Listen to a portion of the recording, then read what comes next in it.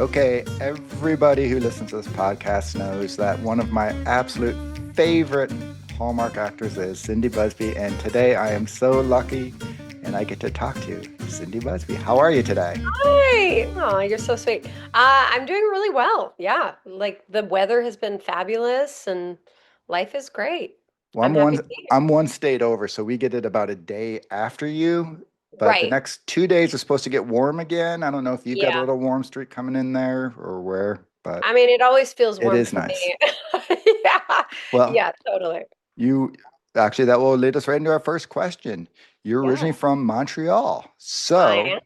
it's something we know about people from Quebec. They all speak French. So should we just do this entire interview in French? Probably. And then just subtitle it.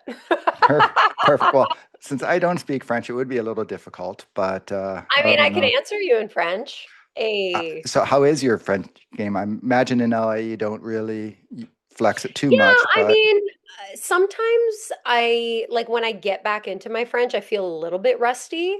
But I only speak to my mom in French. oh, really? Yeah, and my mom's like she understands English, but All right. it's like once you establish a language with someone, it's kind of weird to talk to them in a different language. Like my brother and I obviously both speak English and French, but we only speak to each other in English, but we'll both speak to our mom in French. It's like a very interesting dynamic. Hmm. And then my all of my mom's family is primarily French as well. So, we just got the best of both worlds, which is nice. Now, have you gone to the original French France and for vacation?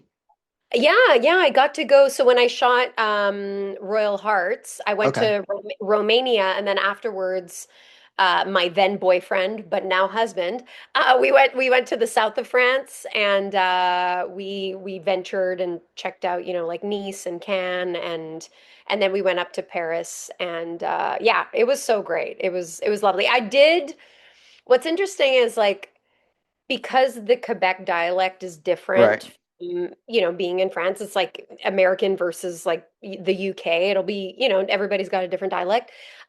So it's like when I would speak, I'd almost like try to do like more of a proper like French, and then they could like smell me from a mile away. And then they would just like start talking to me in English. And I was like, "No, I don't want to speak like I understand everything you're saying, but I think they were just like, let's just make it easy on them." Which I was kind of like, "What do I think they thought they were doing me a favor, but I they weren't." 100% know where you're coming from. Because when I went to Paris, I totally did the Pilsner thing for like months, and I'm horrible at languages, but I was like so determined. And we Yeah. got there to Paris, and literally the first restaurant we're like, they're like, "Do you want your menu in English or French?" I'm like, "French, damn it! I've been practicing." Yeah, And I for sure. completely ordered. I don't eat red meat, and I ordered a steak. So, and then when I another day I was trying to order a pizza, and the waitress was like, "Please, please, just use English." I'm like, Yeah, yeah. so You're I like, hear "What you. did I But do all this studying for?" unlike you, I did not grow up. But I was curious because yes, obviously Quebec French is very different than France Yeah, French like it's the and same stuff. So, language, but there's different right. isms and a different way of a different cadence, etc. So, All yeah. right. Well, you grew up there in Quebec. So tell us a little bit, how did you end up getting from Quebec to Hollywood?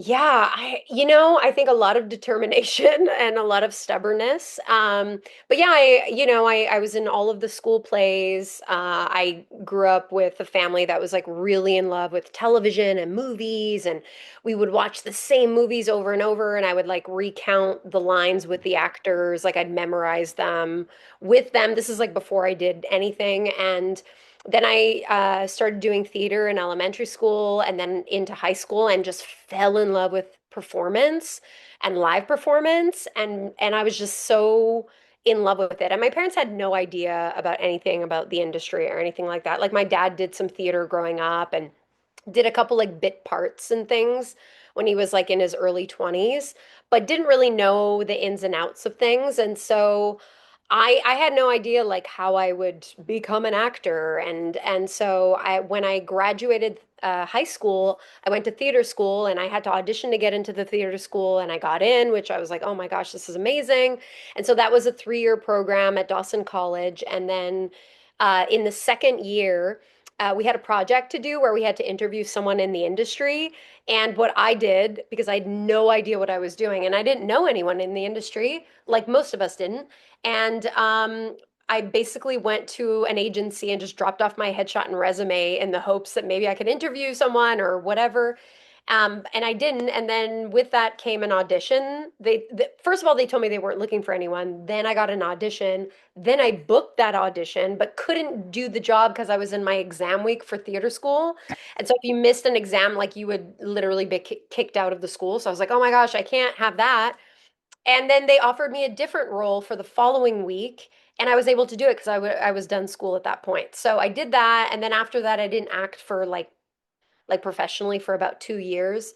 And then I started auditioning and then, started building a resume. And that's when I got Heartland, was when I was still living in Montreal. And then for season 2 of Heartland, I had moved to Vancouver because I just knew that they had a really Right. good industry there. And so I lived in Vancouver for almost 10 years and then just kind of, had my visa and I was like, I'm going to go to Los Angeles and try it out there. And then, of course, just kept booking jobs back in Canada. Because they always say, go move to Los Angeles and you'll just come back to Canada. But yeah, it's been a really amazing journey and also like it just feels like it was always kind of meant to be this way for myself. Like I don't know how to explain that other than I always had a vision for what I wanted and I just kept going after it. And, it didn't always happen exactly how I wanted it. And there were always a lot of bumps in the road and a lot of, walls being put up and me kind of like smashing those walls down and just keep going. And yeah, that's kind of the journey. It's not always been pretty, but it's always been very worth it. So, yeah, I'm Right. I'm really, really grateful for it. So it's interesting. So you did do the through Vancouver and down. So do you just Yeah. randomly ever on your flights back up there look over and like see Andrew Walker or Aaron Cahill, like one of the other, I wish that Canadians would be the who best. I guess Aaron's not Canadian, but films up there all Yeah, the time. yeah, I know, not really. Like we don't really run into each other as much as I wish we would. But we were all on a plane on our way to Christmas Con Okay. one year, and that was really fun. And the flight attendants were like big Hallmark fans and stuff like that, so they were Oh, very they excited. And scored that day. They're like, yeah, ah, it was great. I'm Yeah, glad like I didn't call out. yeah, I think Aaron and Andrew and Lacey was on our flight. It was like a really great one. So yeah, it was lots of fun. I, so you're in LA, there's all the celebrities, everyone goes all the places, and it's always like, oh, I saw this person, I saw that person.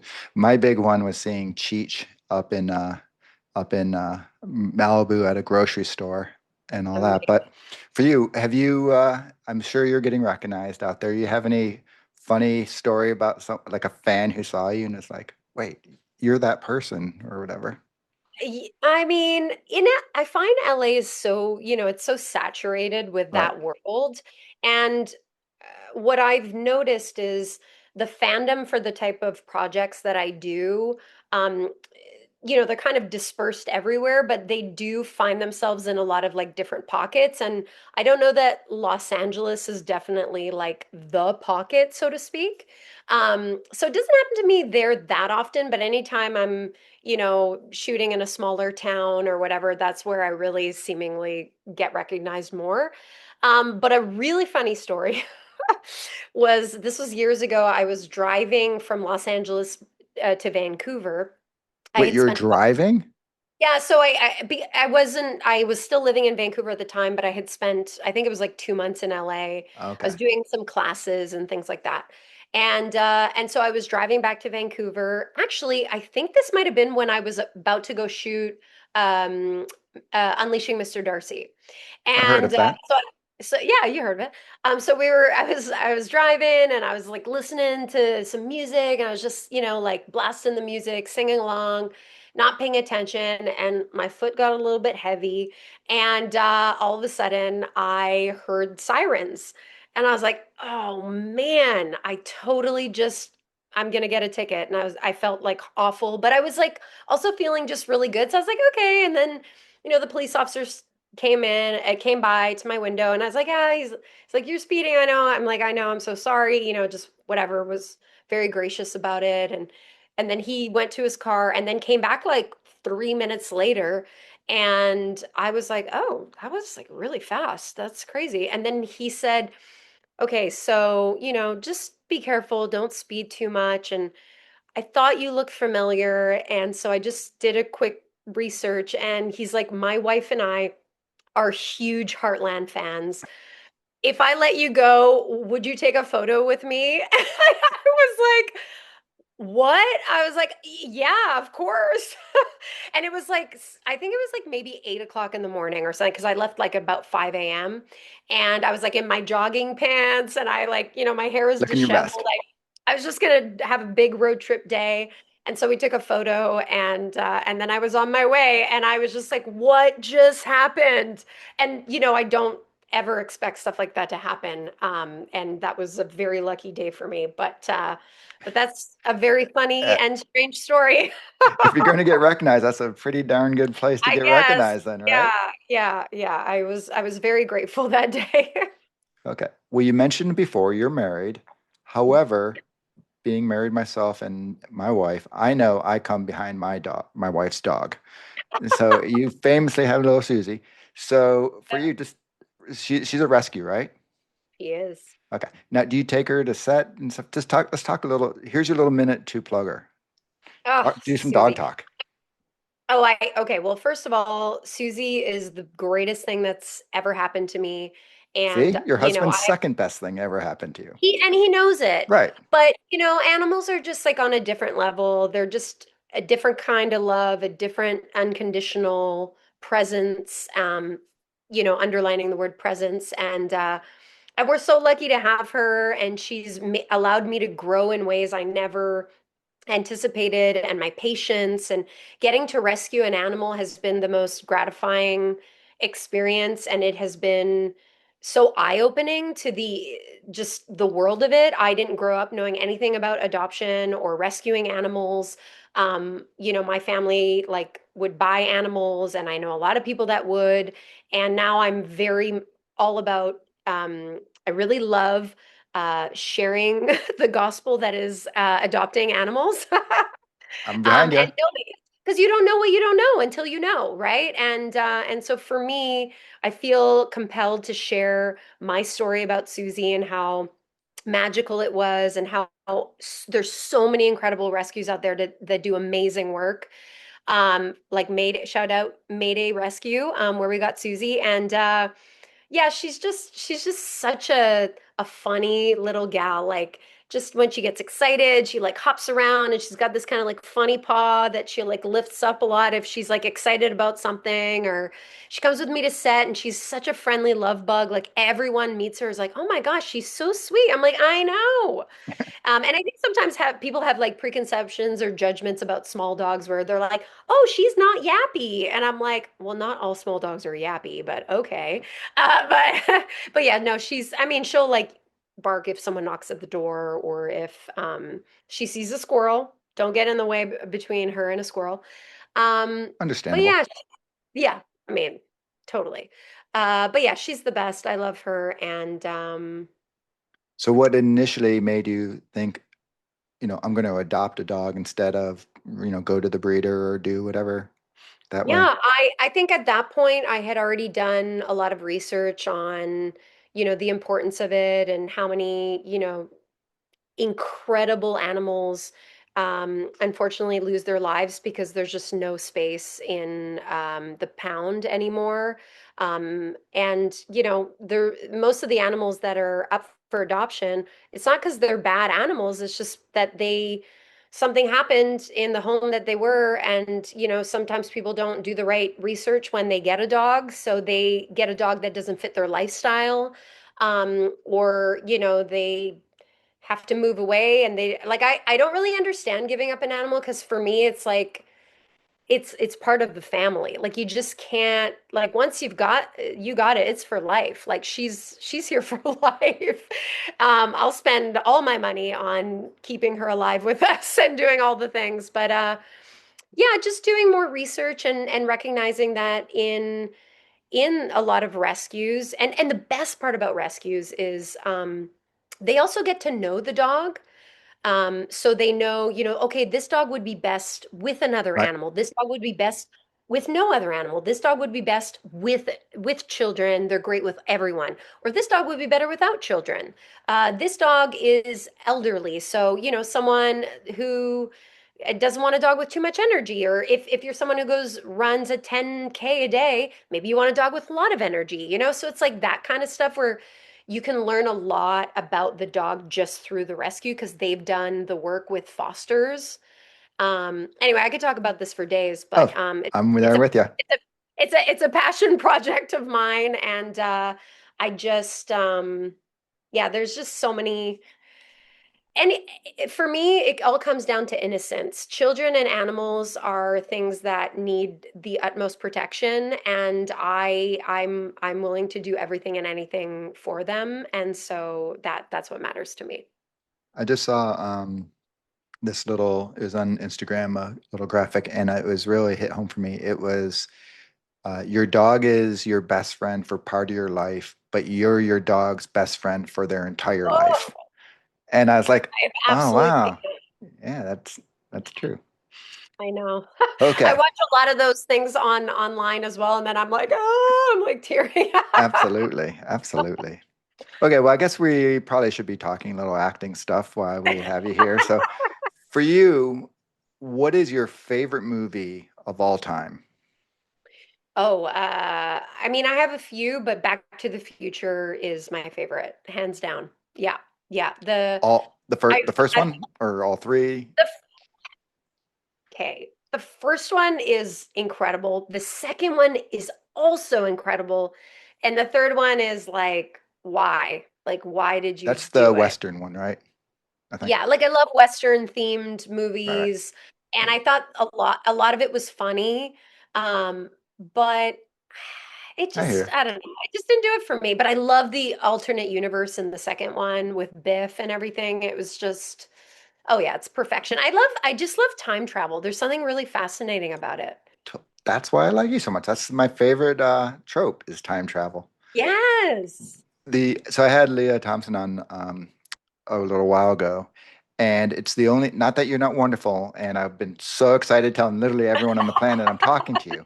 But when she came on, Oh yeah. I honestly was like, I can't really talk. And she's like, oh, do you mind if I go to the bathroom?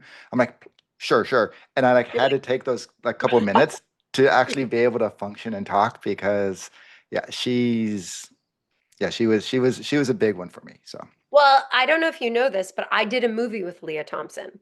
which one? It's called, so it was a Lifetime movie. Uh, gosh, I think I filmed it in 2007. I Okay. think it was 2007. It's called A Life Interrupted. It was based on a true story, and so I auditioned for a role, went for a callback, and then I ended up getting a role that was different than what I had auditioned for. And I was like, "What role is this?" And they're like, "Oh, you're going to be playing Debbie Smith's daughter." I was like, "Okay." And so I go to my costume fitting, and I get there, and there's usually like a wall with all the photos of the actors and who they're playing. And so then I see Debbie Smith, Leah Thompson, and I was like, I looked up and I looked at the costume designer. I was like, "I'm sorry, Leah Thompson?" They're like, "Oh yeah, she's playing your mom." And I was like, my head exploded. I was like, "Oh my gosh, how am I going to work with her?" Like she's playing Right. my mom. And can I just tell you, like I get goosebumps because she was the epitome of what you would want, and I'm sure you felt this when you talked to her, like the epitome of having an idea of someone and really hoping that they meet your expectation, and then they do, and they even surpass it. And that's how I felt about her. She was just the most talented, kind, professional, fun human. And I was like, oh, and then I think it was like day 2 or 3, I told her that Back to the Future was my favorite movie. And she was like, oh, let me tell you, that movie changed my life, is the best, like some of the best years of my life. And I just was like, tell me more. Like I just wanted him to tell me all the stories. Yep. Well, Anyway, that's my Leah Thompson story. for me, I'm a kid of the 80s, and so I have Yeah. all those 80 rom-coms and stuff, and Some Kind Yeah. of Wonderful was like, Yeah. for me, I think it's the best one of all of them. But Yeah. yeah, so I was like, oh wow, And Howard the Duck. yes. Which we talked about. She's proud of that movie. Oh It's yeah, it one was that's fun. grown too. It's funny. It's Yeah. bombed at the box office, but turned into a major cult hit. So, Yeah, all right. totally. So, if now this, it doesn't have to be back feature, but something else. If you were given the power to remake any movie and you could cast yourself in a role, what would it be? What movie? What role would you take in that? Oh wow. Wow, this is hard. This is a hard question. I don't I'm know not why supposed. it's so hard. I'm not supposed to be asking hard questions. Ask the No, easy. no, well, But hard yeah, because okay. there's so many great roles. And I feel like, okay, so I really loved growing up. I really loved the movie Mean Girls. I Okay. thought it was hilarious. And so to have gotten to play the Rachel McAdams part, I think would have been super fun. Gosh, what's her name again? Gretchen. No, no, no, that's Lacey's character. Anyway, that would have been like a great movie to have been a part of because it's just so iconic and oh, okay, I've got it. This is it. This is my final answer. Alicia Silverstone's character in Oh, Clueless. I think that Clueless. would have been it. That would have been it. That is That's it. a classic role. Yeah. Okay. So obviously I am asking the toughest question. So I am ready to ask you the hardest question probably you've ever been asked. As an actor, you're a thespian, right? What is Sure. harder? What have you practiced more? Is it carrying that empty cup around trying to look like it is full, or is it walking around in July when it's like 101 degrees in a parka trying to look like you're shivering? Oh gosh. Okay, so fun fact about me, I all of my all of the things that actors do that drive me crazy, I don't do them. So that being said, if they hand me an empty cup, I'm like, "Can you put water in that, please?" Because that drives me crazy when I see an actor hold it. No offense, actors out there, but it drives me crazy. Like I'm gonna Because be it is like, so obvious. it's so obvious, and it's obvious for me. Like I want to feel like I'm holding a can of soda and there's soda in here, or I want to feel like and sometimes I'll just be like, "Can you actually just put black coffee in there? I'll drink the coffee. Like I'm happy to have some coffee." Same thing with, scenes where actors are eating, but they're never really like eating. They're just taking like a piece of lettuce. Like I'll be like, "Yeah, anyway, like let's eat a whole steak here." But that and I'll give you another one. That and suitcases that don't actually have weight to them. That is something where I'll be like, hey, can you put some weight in this, please? It's actually happened. What movie? Oh, Whitewater Romance. There's a scene where I'm pulling the suitcase because the wheel is broken and I'm pulling it, and they put so much weight in it. And they're like, Cindy, is this going to be okay? I'm like, oh, yeah, this is perfect because it's even funnier that I'm like dragging it and it's heavy. Because if All it right. wasn't heavy, it wouldn't be funny. It wouldn't be challenging for me. And like, I do like certain things like that that are truthful to a certain extent because it gives me something to play off of. Right. So my to answer your question, wearing a parka in July in like Toronto or something like that, where it's like genuinely. But I will say, I would prefer wearing a parka sweating than being in November in Vancouver in a t-shirt where I'm just like shivering. That's hard because your lips are frozen, your back is like tight, everything. Whereas like at least with the jacket, like you're sweating, but no one's seeing your sweat. Like it's so I'd rather be warm than hot I or hear you. cold. Wait, Well, hot than that's cold. why you live in LA and not Montreal, Yeah. right? Yeah, I guess so. You reminded me of the suitcase one because I'm trying to remember who I talked to, but they were saying how they were in one of the Christmas movies and they had the empty suitcase and they kept having to do it over because they were like it was so clearly flying all around that it had no Well, you're going to start weight to noticing it. it now. You're going to So start noticing it. Sorry, I just ruined suitcases for you all. no, that's fine. All right. Um, Okay, so for you, how do you go about memorizing your lines? Are you like one who the person who's crazy and just memorizes everything and then, you know, touches up the day of, or do you just wait and go day of, day before, whatever, and get those lines? Yeah, I mean, it's tough. Like every project is different. But on these types of movies, specifically the, rom-com special, it's you have so little time. Sometimes you don't have a lot of time with the script. Like I've gotten jobs and like in 4 days I'm shooting already. So just depends. That being said, I'm a person who likes to read the script a couple times. And then the first time I just like to read it just for the fun of it. And then after that, I kind of filter through and like ask questions and answer my questions and fill in the blanks and all that good stuff. Um, and then, highlighting and like, putting question marks if something's unclear. Because sometimes these scripts are written like quickly or they've gone through a bunch of drafts and things like sometimes aren't consistent. So then, it's important to me to like keep the consistency, which, we're all human, things get missed. And then after that, it's about just reading, rereading, listening. I usually record it on an app. So typically I'll record the whole scene, saying like all the characters' parts. I'll do that like 2 times. Then I'll only say my lines, and then I'll go back to saying it all again, and then I just listen to it. Not like listening to the cadence, Right. just the words. And then usually I'll get my amazing husband to then read the lines with me, just because the timing and everything's that always helps if you can just actually do it with someone so that you're not caught on the day being like, oh, wait, now there's a person in front of me and I have to speak. So that's my way of doing it. I mean, everybody's got a way, and I do find that the brain is a muscle, and the more you exercise memorization, the easier it gets. Like it truly just soaks in. But I usually memorize like a week in advance. So like on the weekend, I'll memorize all of that week, and then the night before, then I'll just like touch up, like reread, like look at it again. Um, and I'll also specifically pay attention to the bigger scenes. So like scenes where there's a lot more heavier dialogue. Um, those are the ones where like I'll put, more time and effort into because I just want to be like I feel comfortable. I don't like feeling in my head. I feel like I really enjoy being loose with the dialogue so that I'm not in my head about it and I can't be present with my partner because if you're just thinking about what your next line is, then you're not being in the moment.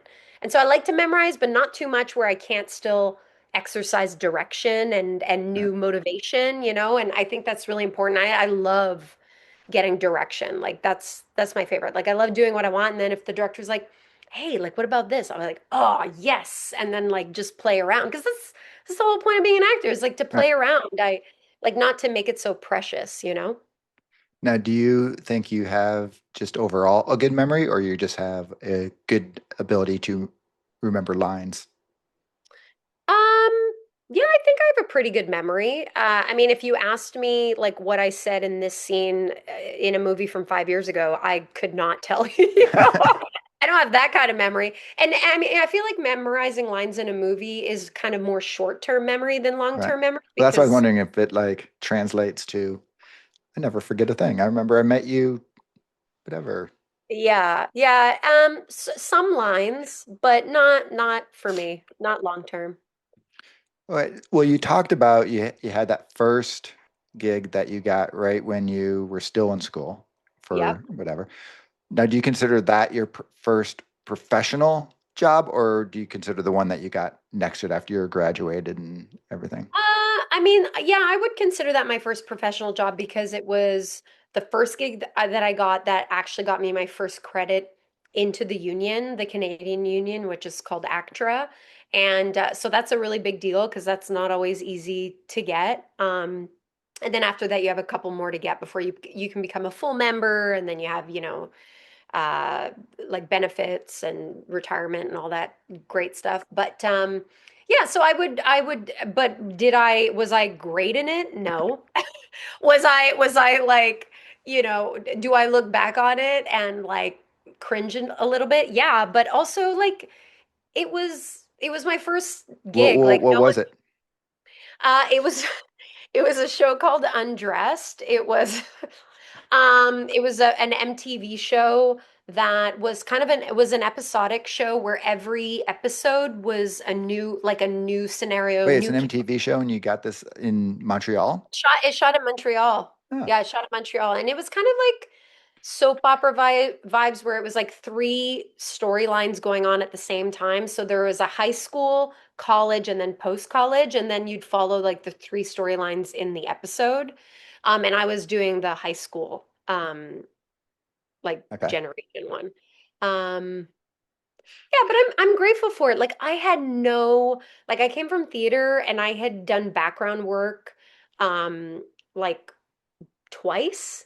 So being on set was very intimidating. Like I barely knew what I was doing. Like I knew, but I also learned a lot. Like and also we were still using Polaroids for continuity. So just to let you know, Wow. All go right. that was. Okay. That's um yeah, interesting. fact. Yeah. But it was good. It was a good experience. I mean, it's not on my demo reel or anything, but So the thing about it, so what was it like when you got that like paycheck? Like I'm a professional now. Is that oh, like just crazy? oh, it was insane. I'll never forget it. I went to my agent's office. I picked up the check. By the way, I didn't even know how much I was getting paid for this. Like, I don't even remember knowing. Because I think maybe I knew what the day rate was, but then you get like a buyout and stuff like that. Anyway, and I didn't know. And I think I worked like I think it was 4 days, like 4 full days. And I got my check and I was taking the bus. I was on the bus and I opened it. And I just Oh, because you remember still had looking, a paycheck. It wasn't like automatic deposit or no, no, anything, it was like right? a full-on check. And I was on the bus and I looked at it and I just remember being like, what? I mean, it wasn't like $1 million. I think it was like $7,000 or something like that. Like it That's good wasn't, money no, when it's you're great whatever a money. Oh kid. my gosh, are you kidding me? Like Yeah. I was still, in college and like it was incredible. And, up until then worked at Space Camp Canada and I worked in restaurants and like, so for me that was like an incredible, but at the same time it kind of like created an illusion of it was my first professional audition and then I got it and then after that that's not what happened. I auditioned and I didn't get things for a long time, right? So um you learn to manage your money, you learn to like not spend it all and because taxes come around and blah blah blah. So yeah, I definitely had a very strong reaction of excitement. I was like, that's it. I've made it. This is going to be amazing.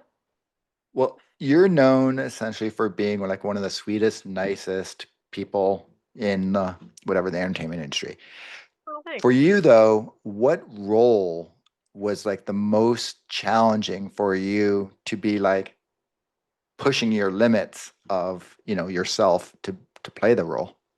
The most challenging, but like in the most incredible artistic, like what you look for as an actor, like the juicy stuff. I really loved getting to play in Web of Dreams, which was a VC Andrews movie that was on Lifetime. And it was a period movie, and there was a lot of like tough, material like incest and like, you know, yeah. Anyway, it was intense stuff, and my character was not a very what people would consider her to not to be the villain.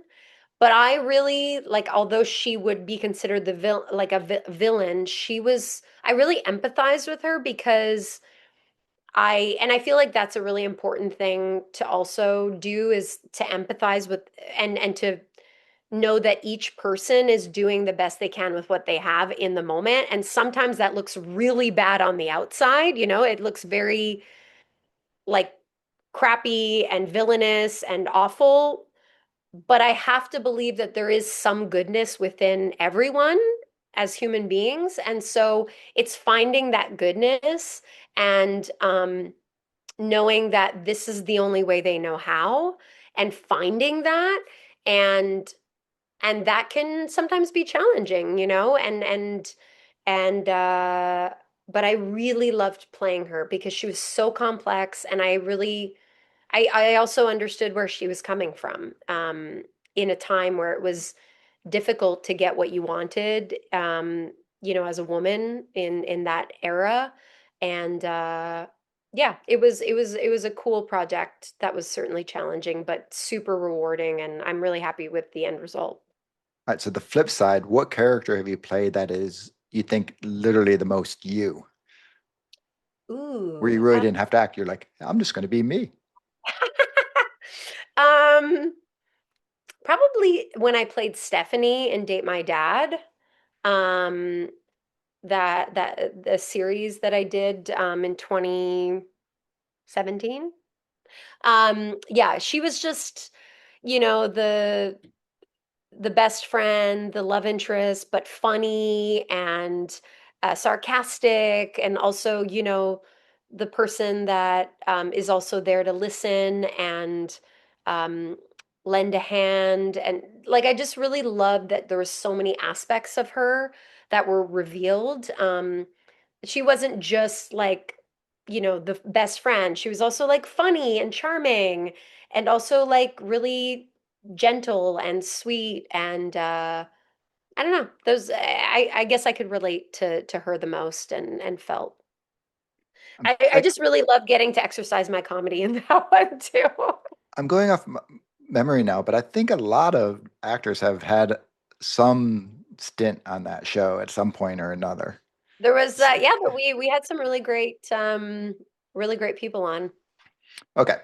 Speaking of your roles now, we're going to play a little game where I'm going to tell you the movie, and you, Okay. because you just bragged about how great your memory is, you have to tell me what was the name of your character. Oh my gosh, I'm definitely gonna suck at this. All right. Okay. I, I'm going fairly easy. The Big Okay. Year. Wow. I'm going to be I disappointed. I'm gonna be disappointed. Um, was it Jules? Julie? I don't know. I don't Look, know. look, look down on your floor right now. Carpet? Susie, Oh, it was Susie? Oh, wow. I would never carpet. have. I think you would remember if you ever I played would a definitely character, remember. carpet. No, Susie, wow.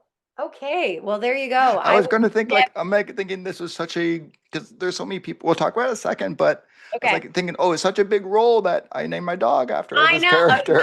Well, okay. So, fun fact: her name came with her when I adopted her, and Wait, you we didn't just change your name? no, we didn't You're change it. literally the only person on the planet who ever adopted a dog and didn't change the name. I just was like, I don't know, this is kind of cute, and I think it's funny when dogs have human names. So it's Uh, like, well, I have Stanley and Chuck, so. oh, that's great. See, perfect. All right. Diary of a Wimpy Kid. Oh, 80s popular girl. Nailed it. Yes, Yes. Way to go. So that's I can literally never what it live up says to in that. like in the script and everything. That's what it says. I think that's what it said. That's crazy. Isn't that hilarious? Okay. Bad City.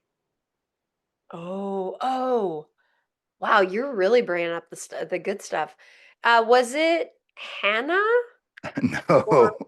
Oh no, no, I know what it was. It starts like something like Sweetie, or like it was like Even more so. like like Candy or something like kind of funny like that. Oh, Luscious. that's the best. How can I not remember I that? was That's surprised that so that wasn't the epic. character you're like I most identify. I walk around. Hello, I'm Luscious. Yeah, I'm just like, yeah, All right. Luscious from Bad City for We're going sure. to get really difficult with these last two, okay? Oof. Okay. Autumn Stables. Autumn. Nailed it. Yes. I figured after a couple of hours, it had to be a little easier. Okay, this one, I hope you get this one. A Okay. Frosty Affair. Oh, I played Cindy. Exactly. Yes. See, I Yes. told you I was going to end, it's going to make it a Yes. little easier on you. Yes. Okay. Love it. All right, so back So to fun. the big year. which you Yeah. apparently don't remember that you were in, but you were No, in. I remember. I didn't remember the character For people who don't know, that one was jam-packed with some major actors. I had, let's see, name. Steve Martin, Owen Wilson, Jack Black, Rosamund Pike, Joel McHale, John Cleese, Diane Wiest. But there was the most famous actor of all. Paul Campbell was in that one too. I know. He played my husband. No, seriously? Yeah, and Oh my Angelica gosh. Houston was in it too. Like it's like insane.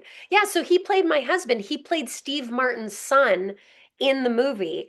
And Like I saw it way back when, but okay. I mean it was before either of us were on Hallmark. Like it's Right. so it's and I just remember having the best time with him and laughing, of course, Wait, are we because talking Paul or Steve Martin or Paul, whoever? but Steve as well. And I remember several moments with Paul, specifically because Paul and I were like, the Canadian actor in these movies, and then you're in a room with, Steve Martin, and we're just like, we would just always look at each other being like, is this really happening? Like, did you just see this? Like, one of my favorite stories is we're in the green room and, I think Paul was on his computer. I was like, I don't know, reading a book or something, eating maybe. And Steve walks in and he's like, "Hey guys, do you mind if I just like play a little bit?" And he was referring to his banjo. He had his banjo with him in the green room, and he asked us if we minded if he played his banjo. And Paul and I just looked at each other and were like, no, no, just like go ahead, no problem. Like we were just playing it super cool. Meanwhile, we're like, how many people would like pay to have this experience? Like it was just so cool. And he's such a cool guy, like very unassuming, like and actually quite grounded. Like he's not like the guy who's like, hey, I'm gonna make everyone laugh. Like he was just just a guy, you know? And I love that when you meet someone and they're just like who they are. And he also comes from a generation that's like, so different than today, where like social media and everything. Like he's just a guy who's like, I'm gonna do stand up and I'm gonna be an actor. The end. It's not about like the fame sort of thing, seemingly to me, but it became that way, I guess. That, yeah, like I say, I have to maybe watch it again because that cast is just insane as far Yeah. as all it And is. and the director directed like Marley and Me, which is like, Okay. as dog Right. lovers, that's it. But yeah, it was a really great movie and it was funny and it's like so heartfelt as well. Um yeah, it was a cool, and that's an audition I almost didn't even go to. Oh, really? Yeah, because on the day and the audition I had was like maybe like three lines. Like it wasn't like it was like one scene and I just wasn't feeling well that day. Like I feel like I was fighting something, and I was like, oh, I really don't think that I could go to this audition. And then my friend at the time was like, I'll just drive you, like you can go. Don't worry about driving. Just go do your thing, and then we'll leave. And I was like, okay. So I did that. Then I think it was like a month later, I got a call from my agent who was like, "Hey, you booked the part in the big year." And I was like, "What was that?" I didn't even remember. And then she's like, the movie with like Steve Martin and everything. And I was like, what? She's like, yeah, and you're going to be working with him. I was like, oh my goodness. So that was pretty exciting. So I'm very happy I went to that audition, is what I'm saying. Now, that's the only time you've been in a movie with Paul then too, right? You haven't Yeah. been in Yeah. the What rom-coms about? with him. Yeah, no, I haven't. Okay. Which of these movies would you want to make a sequel for? Heart, Okay. Hearts Down Under, Follow Me to Daisy Hills, which I have to put on the list because Andrea, my co-host on this, who's not with us, but that is one of her absolute favorite Hallmark movies of all Oh, I time. love that. Yeah. Love in the Forecast or Romance in the Air. Wow, that's really hard. I think I would go with Hearts Down Under. I really loved making the movie in Australia. Like that was really, really cool, and everyone was so awesome. I mean, all of those movies you mentioned, everyone was amazing. But I just had, and I don't know if it's the magic of being away and like in a foreign land and like getting to do what you love, um, and make a movie, but I think the whole experience as a whole was just like really special. And And Tim, my co-star, I really like really loved him, and we really got along and laughed all the time. And but and I know what she means about Follow Me to Daisy Hills because there's like a really different energy about that movie. Like it feels like a different one. Like the mood of the movie is different. I Yeah. would have chose Hearts Down Under too, because I just think that was also the one that seemed to be able to tell more of the Yeah, story that's versus the true. others kind of happily ever Yeah. after, but Yeah. the other one seemed like it could go there. Okay, Totally. so I'm going to name four movies here: Yep. Chasing Waterfalls, Love in Zion National, A Whitewater Romance, and Warming Up to You. Why the hell are you like Miss Outdoorsy?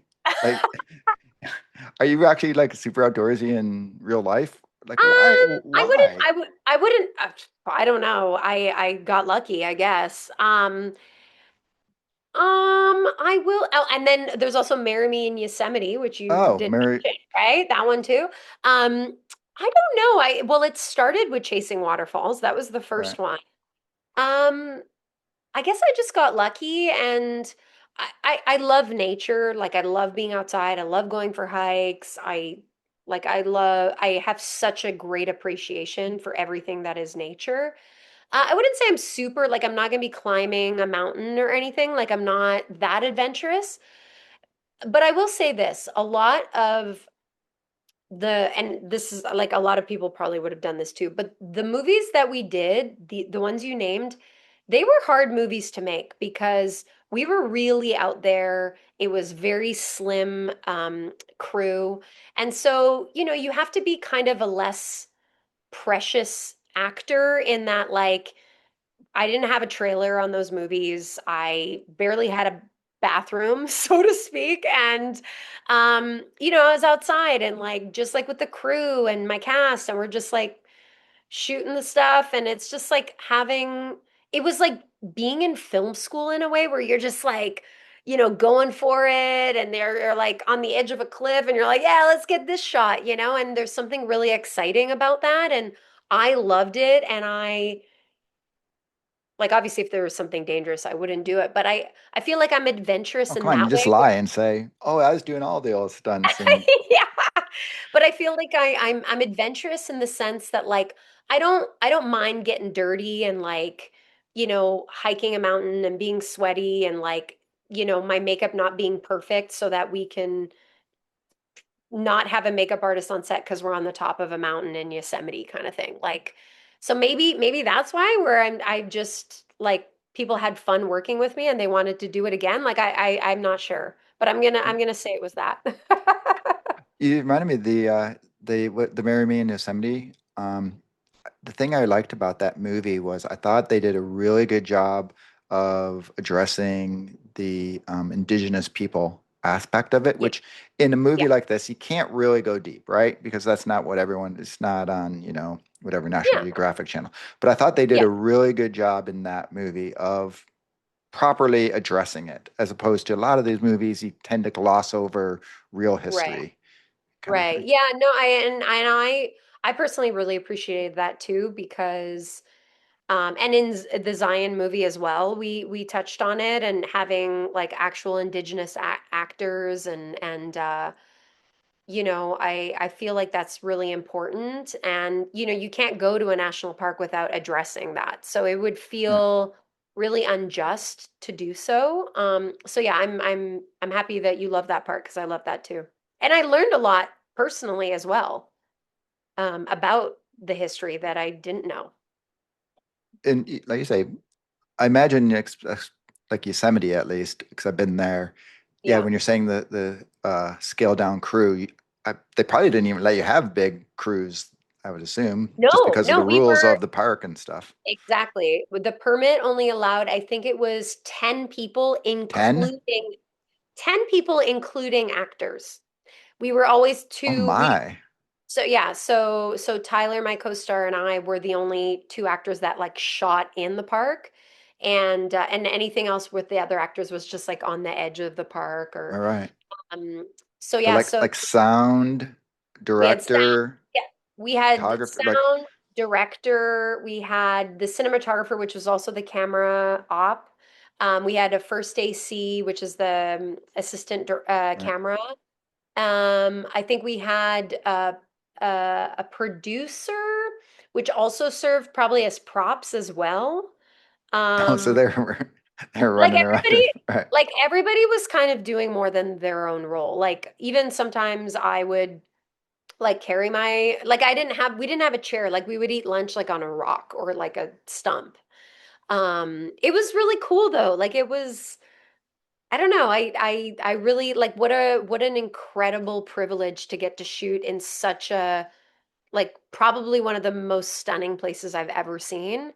So for me, it was like so worth it. And like it's like being in camp, like you get to grow so close to the crew. Like we were all hanging out and we would do like a barbecue on the weekends, and it was really special. Sounds it. Okay, so we play a little game, and Yeah. it's you're probably familiar with another version of it, but we are talking, the little family-friendly rom-coms here. So ours is called Kiss, Compete, Repeat. Okay. Now, in this one, I want you to choose which co-star you would want to kiss again, Okay. who you would want to compete against in a gift wrapping contest. I'm going Olivia here. Yeah. And then who would you want to co-star in a series? Ooh, All right. okay. So here's your Wow. three you get to choose. You have to sign them. Christopher Okay. Russell, Ryan Okay. Pavey, and Chris Potter. Chris Potter?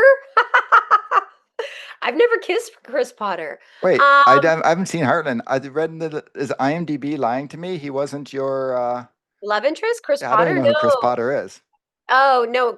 Well, Chris Potter he's like he's pretty epic. He was in Kung Fu back Maybe in I the do day. know who he is, but oh Yeah. wait, so he's slightly more mature. Yeah, he's a bit more But then who is mature. your love interest in Heartland? Carrie James. Carrie James instead of Chris Okay. Potter. Sorry. Okay. So Ryan Pavey, Christopher Russell, and Carrie James. Yes. Okay, I would people are going to try to find meaning into this answer. Of course not. Whatever. Yes, it's going to be the Okay, juicy gossip. You're leaving your husband for whoever you choose to I'm kiss leaving for the my kissing scene. husband. You heard it here first, folks. Um, I would choose to be on a series with Christopher Russell. I would, I would, I would kiss Carrie James and wrap gifts with Ryan Pavey. Okay, Excellent. there, I did it. Okay, so we're gonna press a little further, but you don't have to give names. Okay. Have you had, and you have to tell the story, you don't have to tell the name, just an incredibly awkward big finale kiss that didn't quite go as romantic? Like we obviously know in Hallmark or in just in movies, they're not quite as romantic as we see on screen. But Right. did Yeah, you yeah. ever have one that was just not there, but had to be the Like, trooper do you who mean had to like the get it? chemistry wasn't there or the The kiss wasn't chemistry, there? it just wasn't the kiss that we see on the movie, and it was like just horribly sideways. Um, I don't think I've ever had a kiss that was like sideways. Like Like they I feel had, like it, total onions with garlic right before their kissing scene, or yeah. I mean, maybe I've definitely had like some kisses where it's like coffee breath or whatever, but I actually don't care about that. Like I'm just like whatever, and we're not, fully making out or anything. But I would say I've had like a co-star or two that just like I just didn't really jive with. So getting to that moment was not like something I was really looking forward to, but as a professional, you just do it and you make it happen. And but but yeah, they are but I not coming up in the kiss, compete, repeat game. yeah, Okay. I think, there's always going to be some people that like it just works with, not like in a like a weird real Right. way, but in a like, oh, that was like I think that really worked. And then there's some people who are like, oh, that felt like different. Like it didn't feel like sparks or anything, but I'm sure people would say that about me too. Like I don't know. Um, Impossible. Don't tell me lies. Everyone is that's like on their bucket list. oh gosh, Okay. thanks. So we started and I said it was going to be easy. I do have one tough question for you. And this Okay. one is You're in a profession that everyone sees as glamorous and exciting, but it's actually pretty brutal, right? And you have to do auditions. There's no like guarantee you're going to get that next job kind of Yeah. thing. You're essentially a contract worker, kind of Yep. all that. And then now we just got introduced. Did you see the thing with that? I forget what the name is, the AI actress, Oh, yes. um, Yes. Yes. Linwood, Yeah, or I I can't forget, remember. I think it started with a T or something. like Tia Linwood or whatever. Like Yeah. entertainment is in major flux right now. Yes. So being an actor, like how do you just deal? Because it's and they also sorry you have like a ton of rejection, right? And to keep upbeat and keep positive and all of this stuff that people don't as fans really understand how hard your job is. Like knowing what it is now and when you were going there and undressed, do you think you'd do it all over again? Oh, absolutely. Yeah, I would definitely do it all over again. Like I didn't love every moment. There was, Right. like I mentioned, a little earlier, there was definitely a lot of bumps in the road and some more challenging moments and some heartbreaking moments and tears were shed and but I feel like when you're so inspired by something and you love it so much, you care and it matters to you. And so it's not something that, you care. It hurts because you care, but you're gonna keep putting yourself out there. And I feel like that's true for probably a lot of professions. And I think the greatest thing is to have like a really great mindset and a really great support system in your life where you're not putting. I think for a long time I would literally like I wasn't allowing myself to live my life because my entire focus and my entire world was my work. And I think that a lot of actors find themselves like in that trap where it's like I can't go on vacation, I can't take a day off, I can't do anything because I might miss that one opportunity. And I've come to realize like I just don't believe in that. Like I really feel like if something is meant for me, it's gonna find its way to me. Otherwise, it just wasn't right. And I really have a great belief system within myself where I don't see it as rejection. I just see it as like, okay, well, it just wasn't this one. And it took me a long time to get into that world. And sometimes, you can find yourself a bit in a victim mode where you're like, why me? And like, oh, but like I've worked so hard and all this stuff. But like, you don't see the bigger picture. You just see what you have here now. And there's been a couple experiences that I've had that I was like, oh, why me? And then I look back and I'm like, oh, now I know why that didn't come my way because of XYZ. And I'm so grateful because I have a greater perspective of it. But at the time I didn't. And so I do find that I'm grateful for my life and I am also grateful for the moments in between the work because those are the moments that allow me to be a better actor, that allow me to be a better person. And I can't like if you're working 365 days a year, like how do you have any outward perspective of life and how can you bring that into your work? Because if we're going to represent humanity and tell stories and bring characters to life, if we're not out in the real world, then how can we be truthful to that? So that's kind of how I see it, but it certainly took me a long time to get here. And also just like getting to know yourself and unraveling like you all of your stuff. We all have stuff that's happened to us in life and it's like, are those creating walls for me, or am I allowing myself to be vulnerable in this scene? If I'm not, then what does that mean for me? Because I've worked with actors that are so vulnerable, and I've worked with some that are like closed off, and you're like, there's something here that's like stopping you from allowing yourself to be vulnerable, and that's literally your job.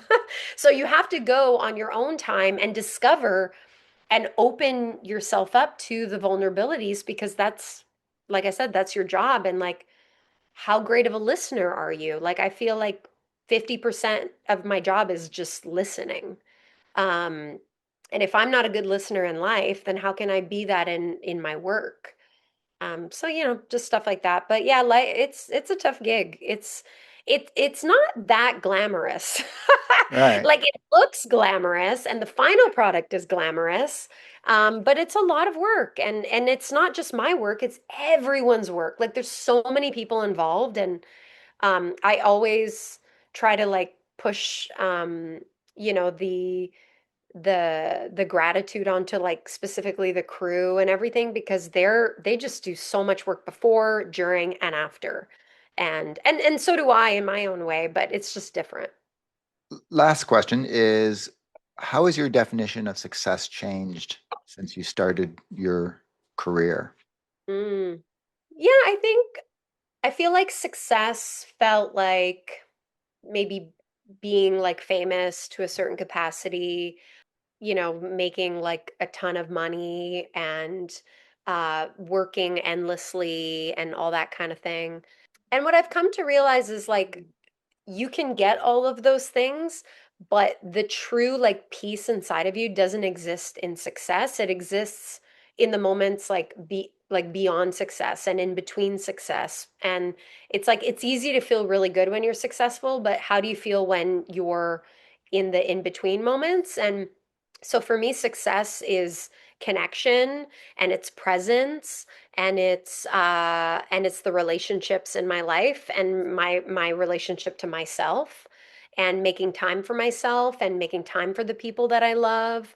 That's where my success lies is in how successful I am in being like an embodiment of love for like myself, my immediate circle, and then the world. I love that. Great. All right. Normally we don't discuss the other network, but we're going to give you the opportunity because you do have some things going on. So why Hmm. don't I'm going to let you plug. You've got a series and a movie coming out. Yeah, well, I am on When Hope Calls. I play Nora Anderson, and it's been a really beautiful experience being a part of that show. And the entire crew and the cast are just like 10 out of 10. It's really, really beautiful storytelling, and Alfonso Marino, who's our showrunner and our head writer, is just so talented and I, my one of my bucket list things in my career was to be a number one on a call sheet of a show, and that's what the opportunity that I got, and I'm so unbelievably grateful. And so yeah, so excited about that show, and then of course I have a Christmas movie coming out. November 27th, I think it is, on Great American Family. I don't remember what the new title is called because it changed. It used to be Homes for the Holidays, I but think that's not what it is. no, it's not what it is. It Oh, changed. Yeah, I can't because remember. yeah, that's how I saw it listed too. Yeah. But I got to work with Sam Page again, which was amazing. I I love loved him Sam so Page. much. He's Yeah, he's so phenomenal. talented.